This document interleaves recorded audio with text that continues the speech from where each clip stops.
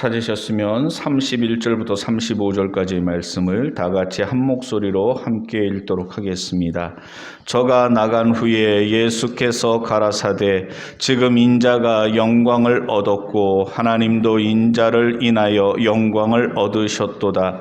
만일 하나님이 저로 인하여 영광을 얻으셨으면 하나님도 자기로 인하여 저에게 영광을 주시리니 곧 주시리라. 소자들아, 내가 아직 잠시 너희와 함께 있겠노라. 너희가 나를 찾을 터이나 그러나 일찍 내가 유대인들에게 너희는 나의 가는 곳에 올 수 없다고 말한 것과 같이 지금 너희에게도 이르노라. 새 계명을 너희에게 주노니 서로 사랑하라.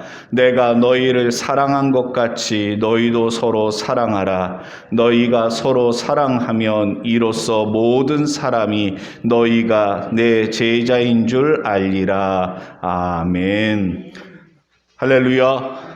하나님께서 이 시간에도 귀한 은혜 주실 줄로 믿습니다. 우리 앞뒤 옆을 보고 인사 나눌 때 사랑합니다, 은혜 받읍시다 인사 나누겠습니다. 우리 다시 한번 말씀을 읽을 때 34절과 35절 말씀만 다시 함께 읽어보도록 하겠습니다. 시작. 새 계명을 너희에게 주노니 서로 사랑하라. 내가 너희를 사랑한 것 같이 너희도 서로 사랑하라. 너희가 서로 사랑하면 이로써 모든 사람이 너희가 내 제자인 줄 알리라. 아멘. 너무나도 유명한 말씀입니다. 새 계명을 주노니 서로 사랑하라. 내가 너희를 사랑한 것 같이 너희도 서로 사랑하라. 예수님께서 여러 가지 명령을 하셨지만 새 계명, 반드시 지켜야 될 말씀, 그 말씀을 여기서 하고 있는데 31절 말씀부터의 내용을 쭉 살펴보면 예수님께서 이 말씀을 언제 하셨는가? 잡히시기 직전, 이제 가룟 유다가 예수님을 팔아먹으려고 제자들과 함께 최후의 만찬하던 그 자리에서 빠져나간 그때 예수님께서 이제 내가 영광 받을 때가 왔다. 이건 십자가에서 죽을 때가 됐다는 것입니다. 그러니까 예수님께서 사랑의 계명을 주셨을 때는 뭐냐면 유언과도 같은 말씀입니다. 여러분 그렇잖아요. 유언이라는 것은 굉장히 중요한 말입니다. 유언처럼 예수님께서 제자들에게 당부하신 말씀이 다른 게 아닙니다. 서로 사랑하라. 내가 너희를 사랑한 것 같이 너희도 서로 사랑하라. 성도 여러분, 우리가 이 말씀을 몰라서가 아니라 알지만 이 말씀대로 살아가지 못할 때가 얼마나 많습니까? 지금 여러분 행복하십니까? 다들 마스크 쓰고 있어서 그런가 그냥 가만히들 앉아 계시는데 여러분 행복하세요? 아이고, 질문을 바꿀게요. 여러분 행복해지고 싶으십니까? 아멘. 행복하길 원하세요? 아멘. 우리가 행복해지려면 사랑에 성공해야 됩니다. 사업에 성공할 수도 있고 실패할 수도 있습니다. 그런데 행복이 성공하느냐 실패하느냐에 좌우되는 건 아닙니다. 건강할 수도 있고 건강이 나빠질 수도 있습니다. 그렇잖아요? 내가 원하는 직장에 들어갈 수도 있고, 내가 원하는 배우자와 결혼할 수도 있고 뭐 다 그런데 그것이 행복하냐 불행하느냐를 좌우하지는 않아요. 그런데 분명하게 우리가 인정할 수밖에 없는 것은 뭐냐면 사랑에 실패하면 불행할 수밖에 없습니다. 사랑에 성공하면 내가 몇 평짜리 집에서 사느냐, 어떤 차를 굴리느냐, 내가 학벌이 어떠냐, 내가 어느 만큼 뭐 그러냐, 그게 중요한 게 아니라 사랑에서 성공하면 행복합니다. 우리가 이 땅에서 살아갈 때 누구의 말을 듣고 살아야 됩니까? 어떤 기준을 가지고 살아가야 되겠습니까? 세상 사람들의 기준이 아니라 예수님의 말씀이 우리의 삶의 기준이 되어야 될 줄로 믿습니다. 예수님께서 예수님 자신 좋으라고 우리에게 사랑의 계명을 주신 것이 아니라 우리를 위하여 사랑의 계명을 주셨다는 것입니다. 우리가 이 땅에서 살아갈 때 예수 그리스도의 제자로서 예수님의 발자취를 따라 걸어가려면 사랑의 계명 실천해야만 가능하다는 것입니다. 왜? 예수님은 우리를 죽기까지 사랑하셨습니다. 그 예수님의 제자라면 예수님의 사랑을 본받아서 살아가야 되는 줄로 믿습니다. 또 하나님은 어떤 분이십니까? 한번 따라해 주시기 바랍니다. 하나님은 사랑이시라. 아멘. 하나님은 사랑이시라 그랬습니다. 그 하나님의 사랑, 하나님은 사랑이시라 하는데 우리가 하나님을 아버지라고 고백합니다. 자식은 부모를 닮게 되어 있습니다. 예? 뭐 예를 들어 보면은 우리 정윤석 형제님은 정용택 지사님 아들이잖아요. 붕어빵이란 말입니다. 네 집 자식일까 고민하는 분 없잖아요. 제 딸도 마찬가지예요. 제 딸도 뭐 연합 수련회 같은데 데리고 가거나 그러면 목사님들이나 다른 교회 성도들이 물어보질 않아요. 물어보긴 물어보네. 목사님 딸이죠? 라고 물어봐요. 쟤는 네 집 자식일까 고민하질 않아요. 붕어빵이니까. 여러분, 자식은 부모를 닮게 되어 있습니다. 우리가 하나님의 자녀라면 하나님을 닮아야 되는 줄로 믿습니다. 하나님은 사랑이시라 그랬습니다. 창조주 하나님께서 우리를 만드실 때 사랑으로 만드셨어요. 그래서 피조물을 보실 때 심히 보기에 좋았더라 그랬습니다. 사랑으로 충만하신 하나님께서 우리를 그 사랑 가운데 만드셨습니다. 문제는 뭡니까? 아담과 하와가 선악과를 따먹은 후에 범죄한 뒤에 사랑의 하나님과의 관계가 깨어지고 나니까 우리가 하나님의 그 사랑, 그걸 점점 잃어버려 가는 겁니다. 그래서 미워하고 원망하고 증오하고 불평하고 이웃들과의 관계도 깨어져 가지고서 가정이 깨어지고 부부 사이가 깨어지고 부모와 자녀 사이의 관계가 깨어지고 친한 친구들도요, 우정이 깨어집니다. 괜히 보증 잘못 썼다가 말이죠, 빚더미에 앉기도 하고 믿는 도끼에 발등 찍힌다고 그런 일들도 경험하게 됩니다. 죄가 이 땅에 온 뒤로 그 사랑의 관계가 깨어졌습니다. 그래서 불신, 믿지를 못하는 그런 삶을 살아갑니다. 그런 우리들에게 예수님께 찾아오셔서 우리에게 잃어버린 사랑, 하나님의 사랑을 다시금 되찾을 수 있게 하신 것입니다. 여기서 말씀에서 새 계명을 너희에게 주노니 서로 사랑하라 그랬습니다. 새 계명이라는데 이것이 어떤 의미일까요? 헌 계명이 있고 새 계명이 있고 새로 가르쳐 주신 새로운 계명, 그런 의미로 예수님께서 새 계명이라고 말씀하실까요? 그게 아닙니다. 구약 성경에도 보면 이미 하나님께서 우리에게 사랑을 명하셨습니다. 하나님을 사랑하고 이웃을 사랑하라고 말씀하셨습니다. 심지어 레위기 19장에 보면은 원수를 갚지 말며 동포를 원망하지 말며 따라해 주시기 바랍니다. 이웃 사랑하기를 내 몸과 같이 하라. 나는 여호와니라. 아멘. 여기 말씀을 보면 이미 내 이웃을 내 몸과 같이 사랑하라, 그렇게 말씀을 하셨습니다. 그러니까 결코 전혀 새로운 계명이라고 말할 수는 없을 것입니다.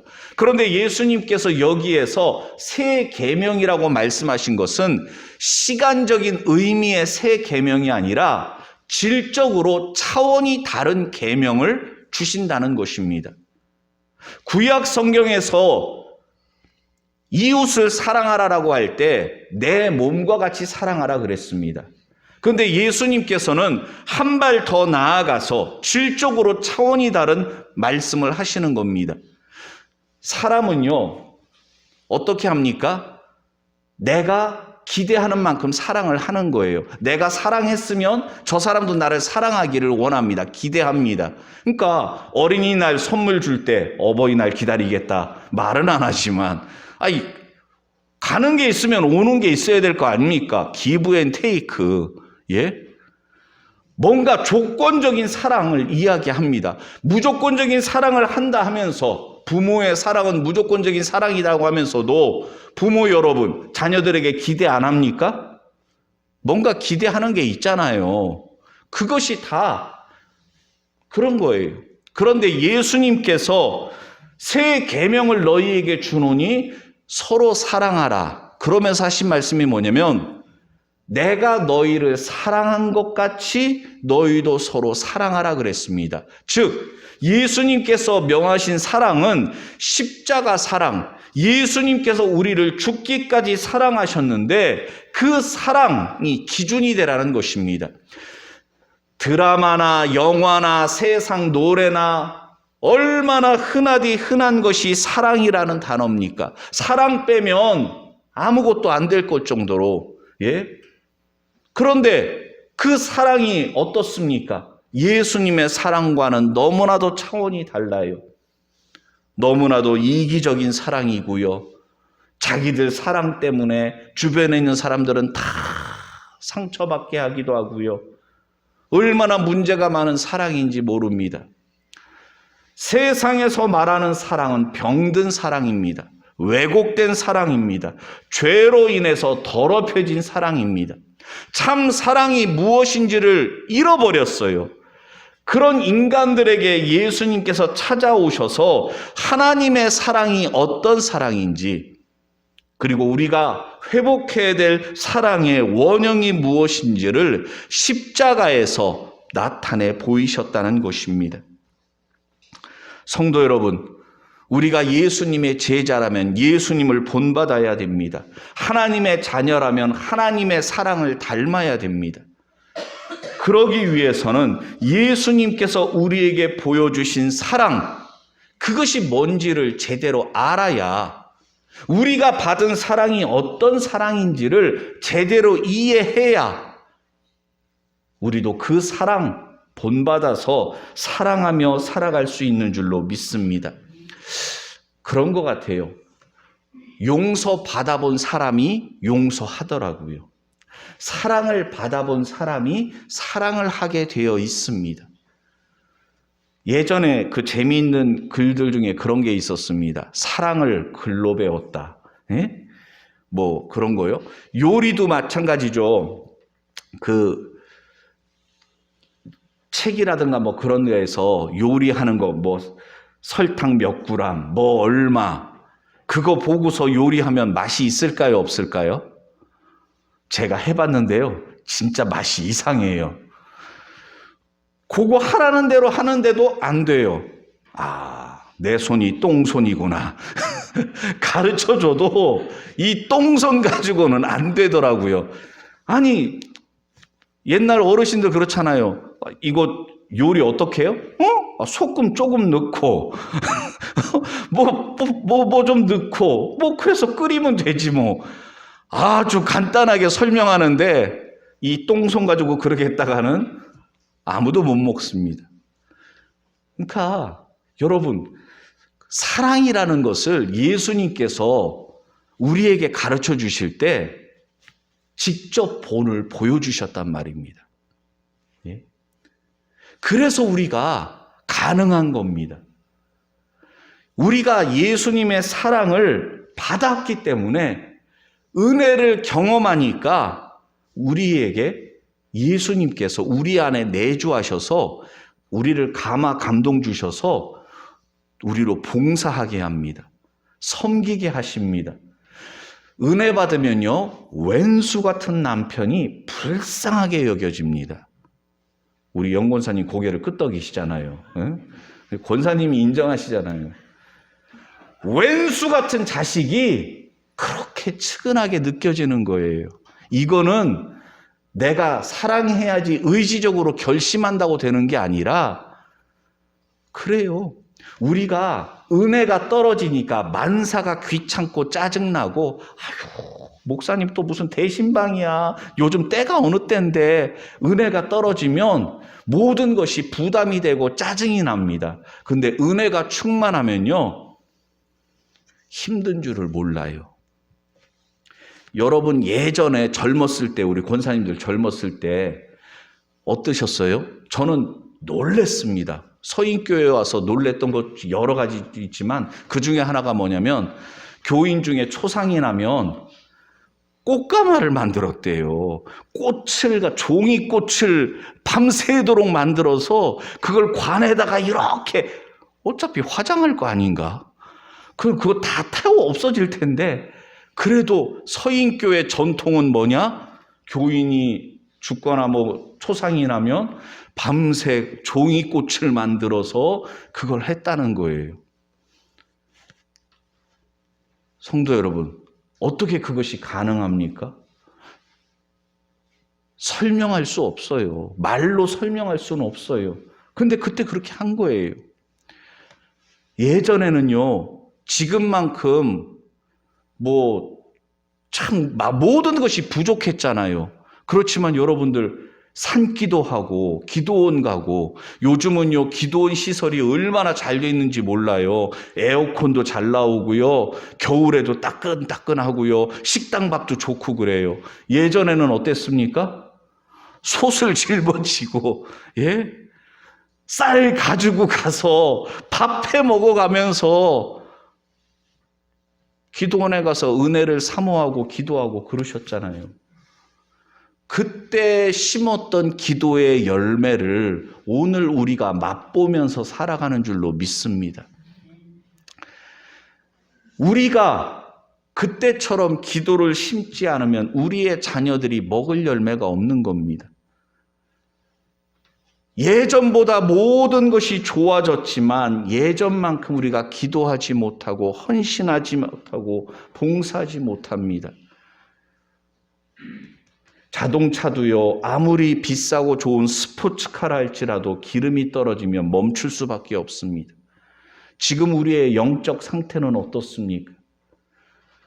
은혜로 충만하고 예수님의 사랑으로 충만하다면 우리가 열정을 가지고 살아갈 수가 있지만, 나도 모르게 은혜가 떨어지고 사랑이 떨어졌다면 언제부턴가 열정 다 사라져버리고 냉랭한 가슴으로 습관적인 그런 신앙생활 할 수밖에 없습니다. 능력이 나타날 수가 없어요. 우리 안에 예수님의 사랑이 회복되어져야 될 줄로 믿습니다. 그 사랑은 어떤 사랑입니까? 간략하게 말씀드리면 1절 말씀 우리 찾아보겠습니다. 요한복음 13장 1절 말씀 같이 한번 읽어봅니다. 6월절 전에 예수께서 자기가 세상을 떠나 아버지께로 돌아가실 때가 이른 줄 아시고 세상에 있는 자기 사람들을 사랑하시되 끝까지 사랑하시니라. 아멘. 한번 따라해 주세요. 끝까지 사랑하시니라. 아멘. 예수님의 사랑의 특징이 첫 번째가 뭐냐면 끝까지 사랑하셨다는 것입니다. 죽을 날이 다가오셔요. 십자가에서 고난당하시고 죽을 날이 점점 다가오는 것을 예수님은 아셨습니다. 마지막 때가 다가온 걸 아셨어요. 예수님은 제자들을 끝까지 사랑하셨습니다. 성도 여러분, 우리가 앞으로 살면 얼마나 살겠습니까? 우리가 남은 생애를 무엇하며 살아야 되겠습니까? 예수님처럼 끝까지 사랑하며 사시기를 바랍니다. 나중에 후회해요. 이럴 줄 알았으면 조금 더 잘해드릴 걸. 장례식장 가면 꼭 유가족들이 그런 얘기 하더라고요. 이럴 줄 알았으면 조금이라도 더 자주 찾아뵐 걸. 이럴 줄 알았으면, 이럴 줄 알았으면. 왜 그런 후회를 뒤늦게 하느냐고요. 기회 있을 때, 기회 있을 때, 한번 따라해 주시기 바랍니다. 있을 때 잘하자. 예? 여러분, 있을 때 잘하세요. 자, 옆에 있는 사람들 보고, 자, 시작. 뭐 협박하는 것 같아요. 내가 천년만년 있을 줄 알아? 응? 나 있을 때 잘해.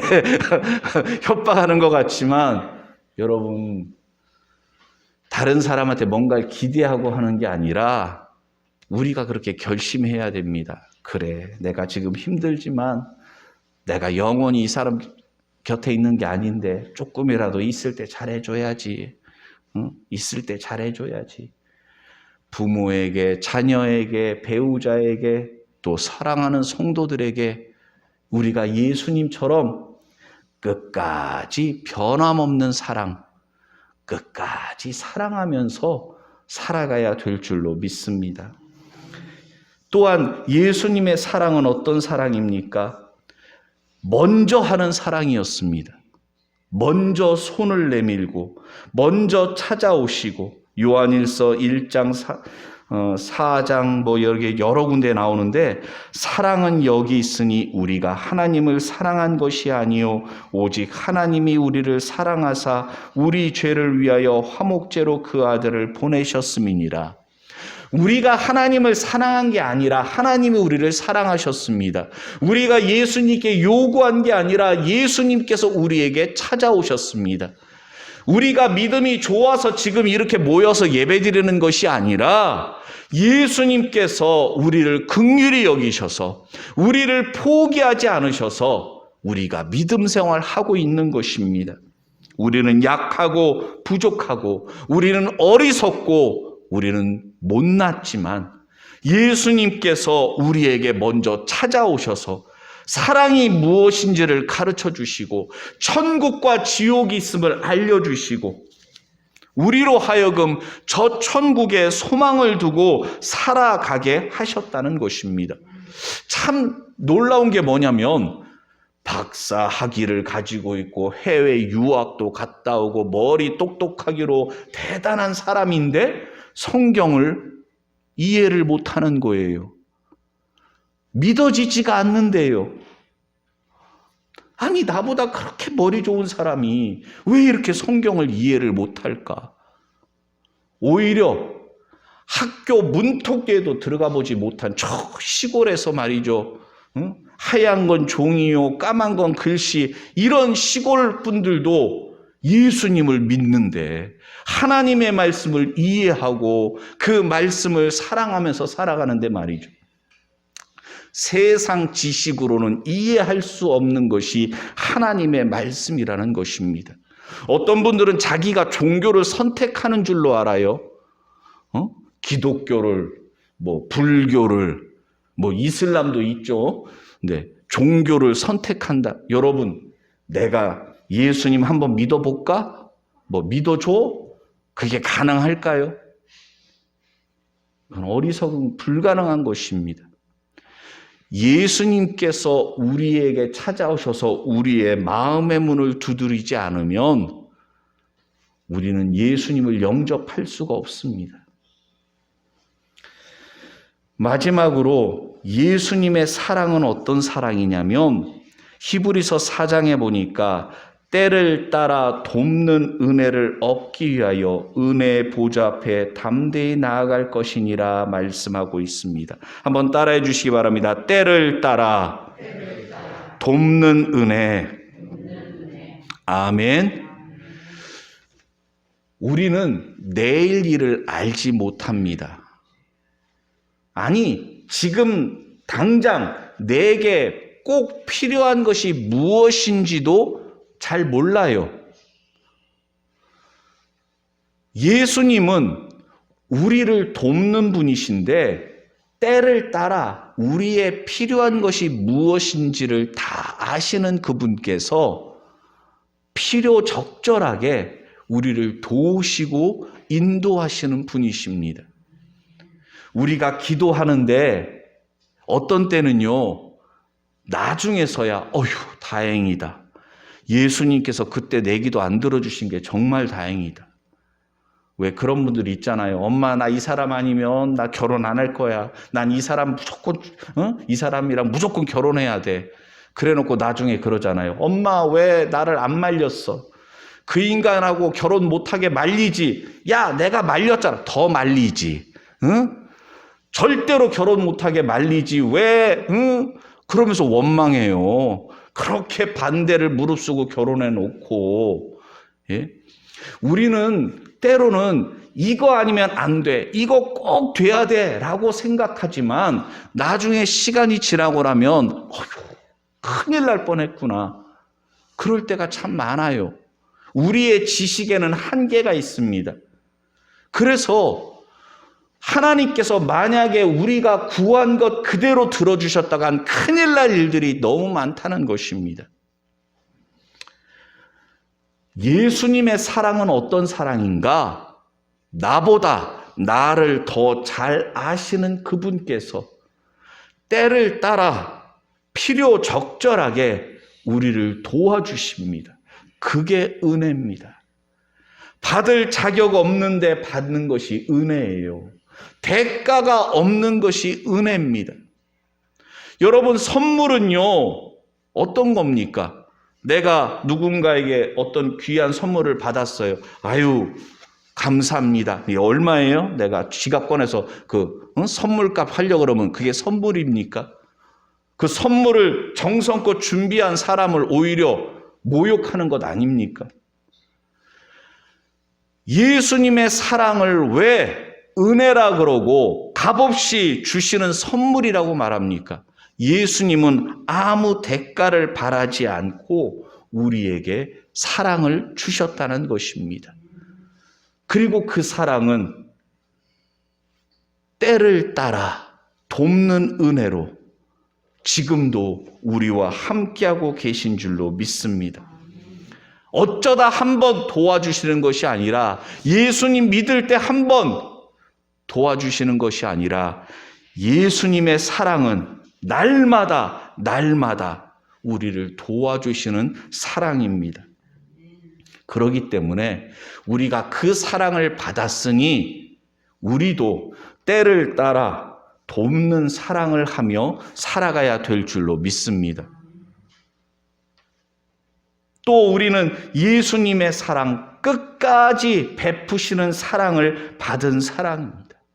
우리의 사랑이 어쩌다 하는 사랑, 일시적인 사랑이 아니라 끝없는 사랑을 우리가 나타내야 됩니다. 마지막으로 예수님의 사랑은 어떤 사랑이라 그랬습니까? 먼저 베푸신 사랑이었습니다. 우리가 그 사랑을 받았습니다. 우리의 삶이 성공하려면 예수님의 이 사랑을 본받아서 사랑하며 살아갈 때 우리의 삶이 행복할 수 있습니다. 여러분, 선물을 주는 사람이 기쁠까요? 받는 사람이 기쁠까요? 어느 쪽이 더 기쁘겠습니까? 사랑 한번 안 해보셨구만. 예? 누군가 사랑하는 사람이 있어요. 그 사람 기쁘게 해주고 싶어서 선물을 준비하고 그거를 포장하고 거기에다가 또 편지까지 적고. 안 받아보셨어요? 참, 저는 얼마 전에 그 어버이날이라고 제 딸내미가 또 편지 써서 또 주던데, 예? 여러분, 그 사랑하는 사람을 향한 그 정성을 준비하는 것이 얼마나 기쁩니까? 예수님은요, 십자가의 고난이 얼마나 고통스러운지 몰라요. 그런데 제자들과 함께 최후의 만찬을 하실 때 제자들에게 하시는 것이, 야, 내가 너희들과 함께 이 만찬하는 것을 원하고 원했다. 기다리고 기다렸다. 왜요? 십자가의 고난은 참혹한 것이지만 예수님께서 십자가에서 죽으시고 부활하심을 통해서 많은 영혼들이 구원함을 얻을 것을 바라보시고 기뻐하셨다는 것입니다. 그 기쁨이 있어요. 우리 어머니들 해산의 고통 다 경험해 보셨잖아요. 자식을 낳을 때 10달 동안 기다리다가 애를 낳을 때 얼마나 고통스럽습니까? 죽을 것 같이 고통스럽습니다. 그런데 해산날을 기다려요. 왜요? 그 고통보다 태어날 아기와의 만남이 설레거든요. 사랑은 죽음보다 강하다. 그래서 그런 말씀이 있는 것입니다. 오늘 우리가 함께 읽은 말씀, 새 계명을 주노니 서로 사랑하라. 내가 너희를 사랑한 것 같이 너희도 서로 사랑하라. 예수님의 명령입니다. 예수님의 그 말씀에 순종하여 사랑하며 사시기를 바랍니다. 설령 배신당할 수도 있습니다. 설령 그것이 짝사랑일 수도 있습니다. 그러나 가만히 생각해 보면 예수님도 짝사랑하셨던 거 아닙니까? 아무도 그 사랑을 이해해 주지 못했지만 예수님은 사랑하셨습니다. 예수님은 배신당하셨습니다. 예수님께서 십자가에서 고난당하실 때 제자들은 다 도망쳤습니다. 베드로마저 예수님을 모른다고 부인하고 배신했잖아요. 그런데도 예수님은 끝까지 사랑하셨습니다. 그 사랑이 인하여 우리가 구원받은 줄로 믿습니다. 이 시간 주신 말씀을 생각하며 우리 함께 기도할 때 예수님의 사랑 본받아서 서로 사랑하며 살아가게 해달라고 우리 다 같이 함께 기도하겠습니다.